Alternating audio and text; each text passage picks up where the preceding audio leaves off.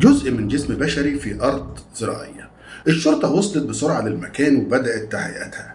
أول ما وصلوا عثروا على الجزء العلوي من جثة فتاة في العشرينيات، وكان في إيديها ساعة أثارت انتباه المحققين.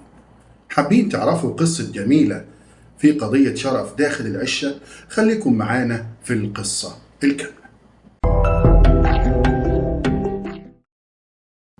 1996 الجريمة بدأت ببلاغ من مزارع في حي الكنيسة التابع لمحافظة الجيزة في جمهورية مصر العربية. عثر على جزء من جسم بشري في أرضه الزراعية.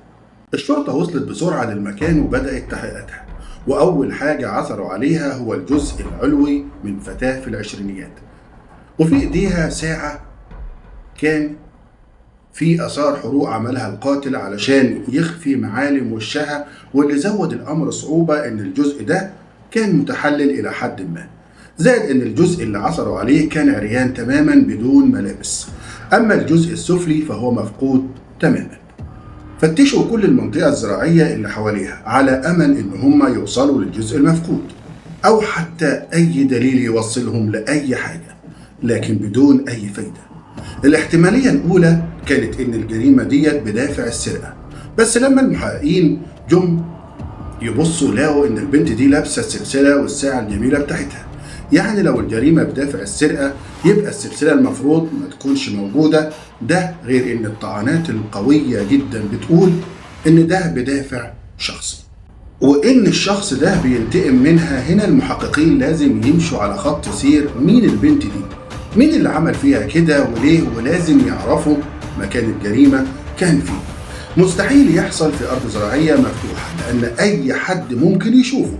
الشرطة بعتت الجزء العلوي لمختبر الطب الشرعي لتحديد سبب ووقت الوفاة، وكمان رفعوا كل البصمات. هنا المحققين قرروا يعرضوا صورة الفتاة وساعتها على أهل القرية. للأسف محدش اتعرف عليها بسبب التشويه في وشها، فبدأت الشرطة تقسم فريق البحث في حي الكنيسة محافظة الجيزة والجمهورية كلها. بعد البحث لقيوا بلاغ من حي الكنيسة عن اختفاء بنت اسمها جميلة عندها 17 سنة. جميلة كانت من عيلة بسيطة مكونة من أم وولدين وبنت، أبوهم متوفي. لما الشرطة عرضت الصور على الأم عرفت بنتها فورا. جميلة كانت على علاقة بشخص اسمه محمد رشاد، صديق مقرب من أخوها محمود. الشرطة بدأت تسأل عن علاقة محمد وجميلة، عرفت إنه عنده سجل إجرامي مليان بمشاكل متعلقة بالمخدرات.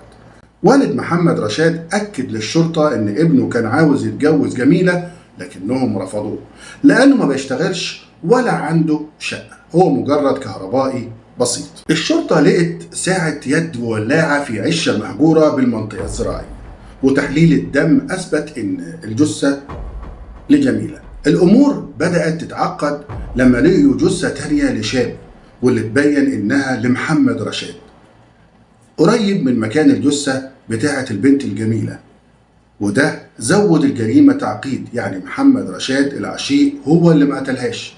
الشرطة ركزت على مجموعة من الأدلة والشهادات اللي قادتهم في النهاية لاكتشاف إن أخو جميلة هو القاتل. الدليل الأساسي كان اعتراف نور أخو جميلة لما تواجه بالشبهات القوية ضده، وهقول لكم بعض التفاصيل على دليل على أن نور هو اللي قتل. شهادة الشهود، أحد الشهود قال إنه شاف نور في المنطقة الزراعية قريب من مسرح الجريمة في اليوم اللي اختفت فيه جميلة ومحمد. ده أثار شكوك الشرطة وزود الضغط على نور. أما بالنسبة للأدلة الجنائية، الشرطة عثرت على آثار دم في العشة اللي كانت مكان الجريمة. تحليل الدم أثبت إنه لجثة جميلة ومحمد رشاد، وده أضاف تأكيد لمكان الجريمة وهو العشة. أما بالنسبة لاعتراف نور تحت الضغط والاستجواب المكثف، نور اعترف بتفاصيل الجريمة كاملة. اعترف إنه شاف محمد وجميلة وهم رايحين ناحية الأرض الزراعية، وهي كانت أصلا بتقول لهم إن هي رايحة تشتري شبشب جديد. نور مشي وراهم لغاية ما اتأكد إن هم دخلوا العشة.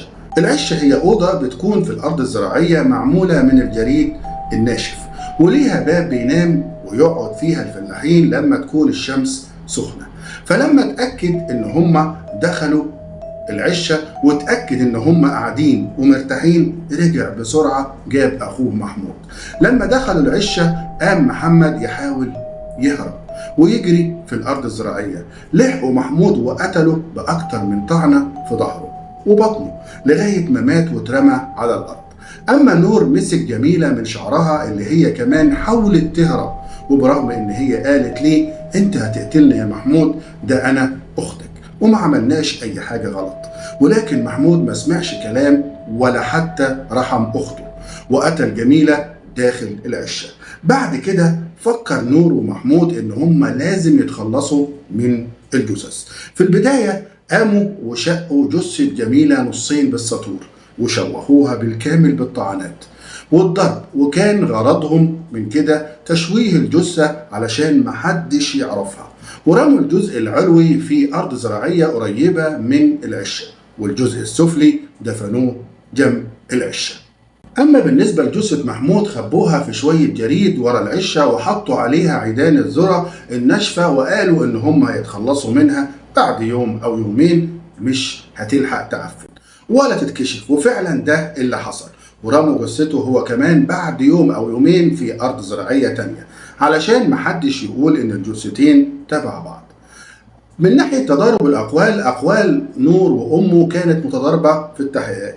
الأم قالت إن محمد كان بيصلح لمبة في شقة محمود، في حين إن نور قال إن محمد كان قاعد مع جميلة في العشة.